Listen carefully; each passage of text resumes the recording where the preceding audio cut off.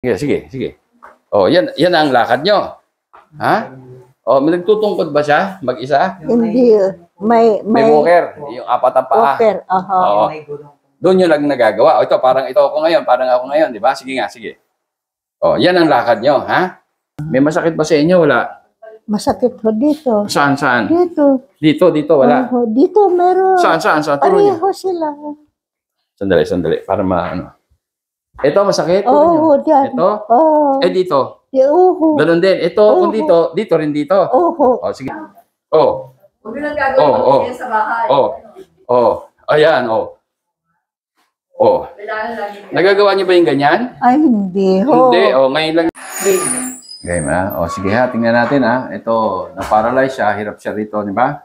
Ngayon, tingnan natin dito. Sige, kasya. Gusto ko kasi kung nag-increase yung, yung lakas niya. Ito na, ganun nyo. Ganun. Pipigilan ko.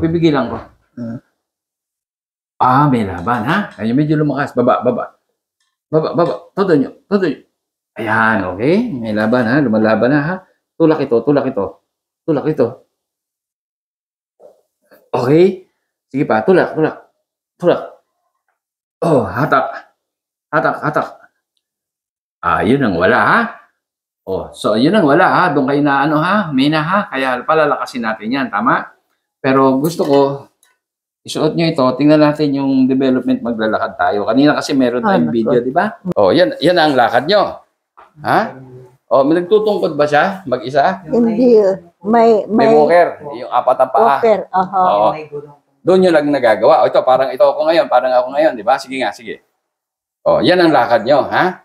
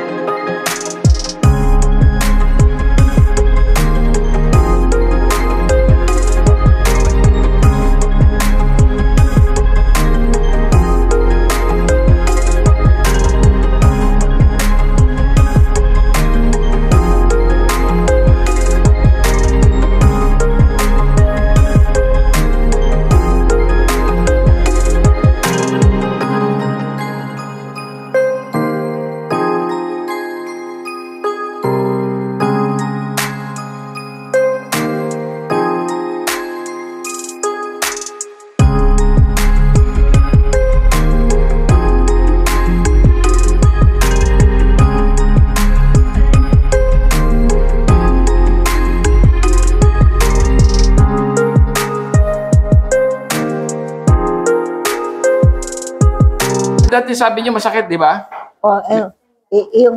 Hindi na masakit. Hindi na masakit. Sige ha. Huwag nyo lang gagawin sa bahay. Ayan, Nagagawa niyo ba yung ganyan? Ay, hindi ho. Hindi. Lang ginawa ito? Sige ha. Kayo ba ay pagod na sa pabalik-balik sa doktor at kakainom ng synthetic na gamot? Abay, tara na sa Aviso Wellness Center at alamin ang natural healing power of the body. JR Lowy. Ang lahat ng tao ay nabiyayaan ng natural healing power.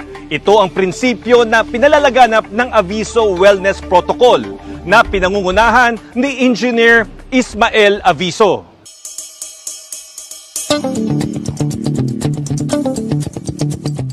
Ayon kay Engineer Aviso, nagkakaroon ng iba't ibang sakit ang tao dahil napabayaan at hindi na gumagana ang ating natural healing power. Ang tao, pag hindi tayo nag-detox, nagbi-build up yung toxic Kasi dapat ang tao, para maganda ang katawan natin, maganda ang daloy ng dugo, merong nutrients na kailangan sa atin. Malaking bagay ang diet o kung ano ang ating kinakain para gumana ang ating natural healing power. Kaya dapat ang kinakain natin, prutas at gulay, 90 to 95%. 5 to 10% lang ang karne. Pero hindi ko sinasabing masama ang karne. Kailangan yun, pero kailangan ko konsumahin natin. Kasi pang-build up ng muscle yun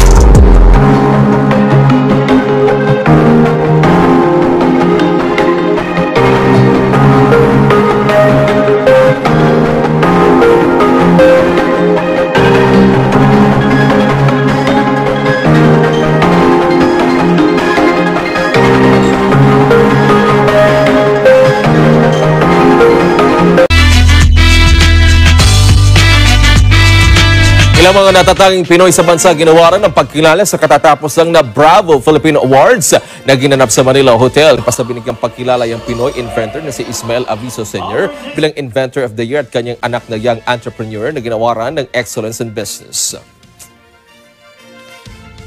First of all, I'm very thankful na binigyan tayo ng pagkakataon ni Bravo Filipino na maging part of awardee of this year to be Excellence in Business. So I'm very happy na nakasali yung business namin dito. Nagpapasalamat ako maraming. Una sa Diyos, siyempre. Pangalawa, sa mga organizer nito, nakilala nila yan. Lalo-lalo na sa panahon ng pandemic. Ano?